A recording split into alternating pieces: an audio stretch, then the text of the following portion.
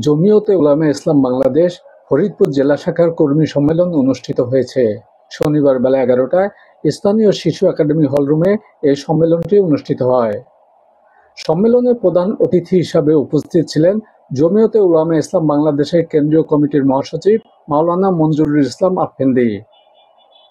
সংগঠনের ফরিদপুর জেলা শাখার সভাপতি ও ফরিদপুর ৩ আসনের সংসদ সদস্য প্রার্থী মুফতি কামরুজ্জামানের সভাপতিত্বে অন্যান্যের মধ্যে বক্তব্য রাখেন জমিয়তে উলামায়ে ইসলাম বাংলাদেশের কেন্দ্রীয় কমিটির সহ-সভাপতি মাওলানা নাজমুল হাসান কাশেমি, কেন্দ্রীয় কমিটির সাংগঠনিক সম্পাদক মাওলানা লোকমান মাঝহারি, অর্থ সম্পাদক মুফতি জাকির হুসাইন কাশেমি, ফরিদপুর জেলা শাখার উপদেষ্টা শাইখুল হাদিস মাওলানা হেলাল উদ্দিন, ফরিদপুর জেলা কমিটির সাধারণ সম্পাদক মাওলানা ইসমাইল হুসাইন, ফরিদপুর মহানগর শাখার সভাপতি মাওলানা মনসুর আহমেদ, নগরকান্দা উপজেলা সাবেক ভাইস চেয়ারম্যান মুফতি মুস্তাফিজুর রহমান সহ জমিয়ত উলামায়ে ইসলাম, যুব জমিয়ত ও ছাত্র জমিয়তের বিভিন্ন পর্যায়ের নেতৃবৃন্দ।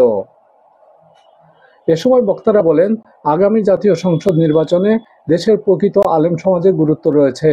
যারা ইসলামের পক্ষে কাজ করবে তাদের সাথেই জোট করবে জমিয়তে উলামায়ে ইসলাম বাংলাদেশ। এ সময় ফরিদপুরের ৩টি আসনের প্রার্থীদের পরিচয় করিয়ে দেয়া হয়। কর্মী সম্মেলনে জমিয়তে উলামায়ে ইসলাম, যুব জমিয়ত ও ছাত্র জমিয়তের নেতাকর্মীরা উপস্থিত ছিলেন।